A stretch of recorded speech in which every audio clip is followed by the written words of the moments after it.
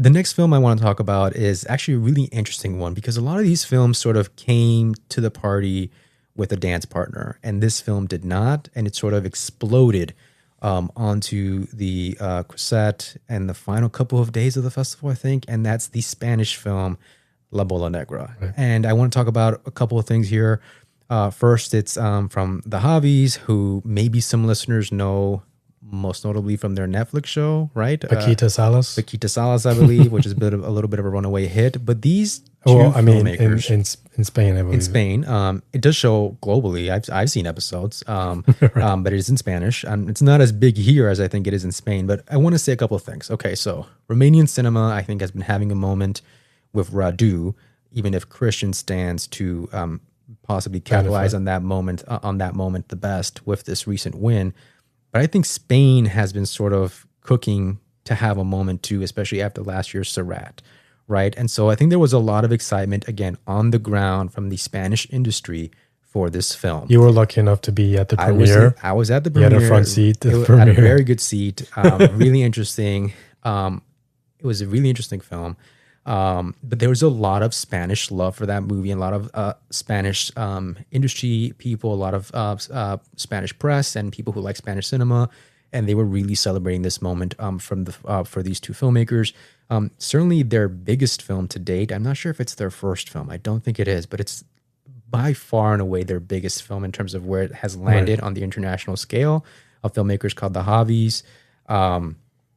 What's interesting, I think, to me, to note here is that not unlike Serrat, I believe, there's some Almodóvar support here. Almodóvar being a mentor to the Javis, right? Right. El Deseo Productions. El Deseo Productions is involved here. El Deseo has made, substantial, prominent, permanent inroads with the Academy. This film ends up winning Best Director. And ends up winning Best Director in a tie, which we'll talk about after. A lot of people pegged this for one of the top 3 films, and some people were talking about the Palme d'Or. Yeah. Sort of a big, epic queer love story going on in 3 different moments in time, sort of crisscrossing between each other. But there's a historical aspect to it, right? With Lorca. They talk about Lorca, but the people might not know this, but La Bola Negra is in reference to Lorca's work, right? Yeah. That was, I believe, unpublished. But so there's this historical context to the film. There's also this, it's going on in the eve of war. And so there's other thematics to the film. Obviously, queer identity is a massive theme in the film. But so a lot of people were pegging this as possibly a top 3 winner. And so this film was one of the few, and we'll talk about the other one, that ignited a bidding war. There was a bidding war for this movie after what people wrote about as a 20-minute standing ovation. Again, I was there. I want to ask that. You were there, and we've been fortunate enough to be in these rooms several times. And I wonder, as someone who was there, did it feel like 20 minutes? Because I think the conversation quickly became, that it broke history, and I think no film has ever gotten as much applause. I think last year Sentimental Value might have broken that, and this year this film broke it. Right. Did it feel like it was 25 minutes? It felt... Because while you're in the room, people you'd be surprised how fast 20 minutes can pass by. Okay. So it doesn't seem like it would be true, but before you know it, 20 minutes have elapsed. Okay, so to begin with, I think there's nothing more absurd than timing. Right. I want to know who's timing it. It's the most ridiculous thing of life. It did feel like 20 minutes to me. It just felt like at one point the crowd was just happy standing and it was happy to stay standing. And, the Javis were having a moment and they were dancing and their team was dancing and they were very jovial and it's very infectious. And as someone who saw the film, and I think it's incredibly ambitious, it's one of those films that I think the ambition exceeds the filmmaker's reach. I agree. And you felt the same way. What I felt was also, that ambition deserves to be applauded, is very admirable. And I tweeted this on our account at Academy Anon that, win or lose the Palme d'Or, and no matter how far it gets in the Oscar race, what it has definitely done is announced the Javis as filmmakers to watch and filmmakers that will be co-opted into the Hollywood system sooner rather than later.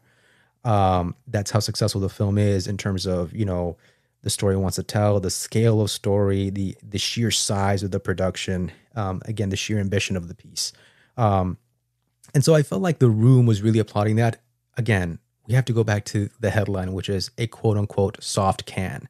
And so by this point, we're kind of, the festival is winding down. Right. People desperate, are chomping on the bit right. to find something to be super excited about right. and be super surprised by and just be super floored by. And I think people just really wanted a big, epic movie. And, you know, some people are going to, I think there's a little bit of a lack of refinement here. I'm not going to call it messy, but I do think that there could be more precision. 100% I agree. 100% I agree. But I feel like the desire to just have something big and incredibly ambitious sort of superseded people's, you know, criticisms about maybe the flaws in the piece.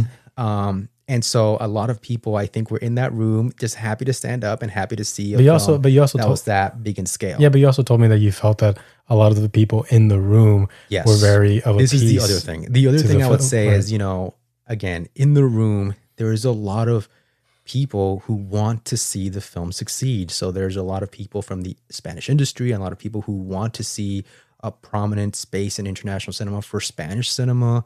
And a lot of fans from Spain, a lot of fans from Hispanic America and Latin America. And so I definitely think that plays into why the reception was so warm. You know, Penélope Cruz is there and she's lovely, and that helps a lot as well. So I think the timing is absurd, but I definitely think it got the job done, which is it ignited a bidding war, right? And so here's who supposedly was bidding for this film. It was A24, Netflix, Mubi, and Neon were all in a bidding war. It ended up going to Netflix. This was one of the few acquisitions that was done during the festival. So Netflix bought it while the festival was still going on, before they had actually, quote unquote, won or lost the Palme d'Or, even though some people were joking that, you know, the Netflix buy automatically means that it's not going to win the Palme d'Or. I was of that opinion. I thought that if it was, because you saw it before I did. And, you know, when you were telling me of what the conversation was going on, you know, revolving around a possible Palme d'Or win, I thought, well, you know, if Neon hasn't bought it yet, then it's not going to win. Or again, the opposite. Remember, this is what happened with Panay last year. If Neon buys it tomorrow, it's because Neon knows that we have to have this movie. It's going to land in the top 3. But Neon sort of held back from buying it. Part of us, you know, you and I talked about, like, they're over leveraged. They just don't have the money to buy anything else. But I go further and I'd say they didn't buy anything because they knew they had the winners among their group. Yeah, that's a very solid point. But so Netflix ends up buying this during the festival with the promise of a theatrical release, an awards campaign. We'll see how big that theatrical release is. I really doubt it. Certainly you and I are thinking this is the favorite to be nominated. To be shortlisted from Spain for international film. It's a big production, right? And one of the sort of more, I guess I would call bigger conversations about the pieces, because it is such a big production. There's enough work here for it to make some noise in the categories. For example, I think it was a beautifully lensed film. It is very beautifully. I think lensed. It could figure into cinematography. The production design is gorgeous. The music is nice. Sound work is good. So many below the line categories. This is one of the few films, in my opinion, that played in competition that has a below the line sort of life. People have been talking about how Netflix, this fits into their strategy of having a foreign film that they will then campaign to a Best Picture nomination or bigger nominations, sort of like All Quiet on the Western Front. I don't think that's off the table, but I'm not sure it's a slam dunk. So, I mean, where do you figure the film right now? I don't see it as a film that's going to factor into a top 10 for Best Picture. I agree with some of the criticisms you've placed on the film. I did think it was a little bit imprecise. I thought it was a little, you know, for lack of a better term, a little green. It's a film that's simultaneously very ambitious and also almost, you know, insufficient. You know, in terms of its screenplay, its writing, its concept, or it's a very high concept, but I think it's underdeveloped in a way, which is odd to say of a film that's so long, because it's nearly 3 hours as well. Yes, it is. I didn't feel that the 3 stories meshed as well together all the time. It doesn't always land, but certainly I I think the film has an appeal because if you were on the ground, it certainly had its fans among critics and also among cinephiles. It has an appeal that some of these other more austere works of art, I think, are more at a disadvantage of. So I think that's something to consider. I think that's something that Netflix knows that it can weaponize. So I think that's certainly true of this film. But I think it means something that it won the Best Director prize and it didn't win the Palme d'Or or the Grand Prix. So I think it's sort of like Park Chan-wook and his jury admired the ambition, but some of those, inadequate aspects to the film keep it from being great, and keep it from winning an award like the Palme d'Or. I love something that you just said, and I want to expand on it because we've been talking about how the Palme d'Or pushes Fjord, possibly an unconventional Oscar movie, into the top of the conversation. I think Minotaur is a more conventional pick that with the Palme d'Or would have been perfectly cemented. But sometimes it's more about the race you run than where you start out with. To me, as you said, this is the kind of movie where right now I'm sort of pegging it Spanish submission, maybe a breakthrough below the line somewhere, possibly a top 5 finisher for foreign film. But Netflix still has the opportunity to mold this into a very compelling campaign that could very much figure into the top 10. I'm not dismissing it from that, but I will say that a lot of it will depend on the dedication that Netflix provides to the film. Right? Do you agree there? Yeah, I agree. We're like, this isn't the kind of film that, okay, had it gotten the Palme d'Or would have pushed it firmly into that top 10. Maybe I would have even said top 5, considering that it's a film that I think may be more accessible, less austere than the Romanian film, as you said. But this is still a film that Netflix can work some Netflix magic and some marketing and publicity and campaigning magic and still turn this into a prominent contender. But it'll depend on Netflix. If they shift their focus to 2 or 3 other films, then this will not be that. I think the film is lacking this. Well, I guess you're right. I guess it's going to depend on what Netflix, the final award slate for Netflix will be. But I think Emilia Perez gets the push that it is because it's Netflix's number 1 priority. So I think that's kind of what you're implying. And the Jacques Audiard thing helps as well. Right, exactly. And like I said, that film walked out with 2 prizes. It walked out with the Actors Prize and the Jury Prize. This to me feels like a breakout moment for the Javis that lands them a foreign language film nomination. For Spain. Which I think to me is a slam dunk. But I'm not sure I'd see it squeaking in beyond that personally for me. Right. To me, I feel like this is the kind of film where it'll be less about the film and more about the campaign.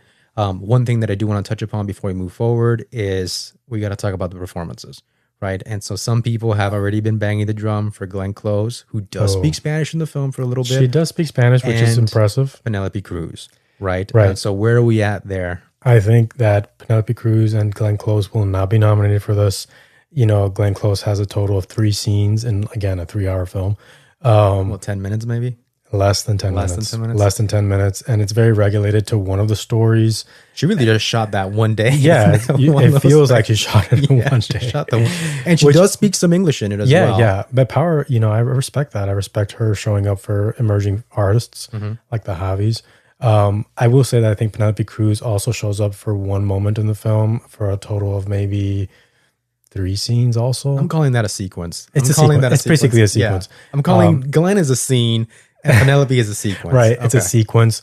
It happens, I think, midway through the film. I think she's a very bright spot of the film. It's lovely to see her. It's, she's a fiery character. She's theatrical, but it's very small. And, both of those performances kind of get buried under the weight of the story that's trying to be told. Right. So I think that I would caution anybody out there that thinks that that's going to happen for supporting. It's not. There is a theatrical element to Penelope's work in the film, of right? Course, yes. Which helps because she did get nominated for her theatrical work. Literally, there is. She's literally a performer in it. That might be something to look out for. Sure, but honestly, it's just not enough to land a supporting actress nomination for either. What it is, I think, is maybe more fuel for the fire that Penelope is going to have an excellent year in cinema this year. Remember, she's also going to play sort of a sultry character in The Invite from Olivia Wilde, right? So she's sort of like, I think, and we'll revisit this conversation with another actor next, But again, I don't think it's going to land her a nomination. It's going to help her land the next nomination, whenever that is, right? Remember, she's coming off a nomination for Hello Mothers, where she didn't have a huge trajectory to get in there. Right. But there will be fans of hers, as there will be fans of hers throughout the year, right?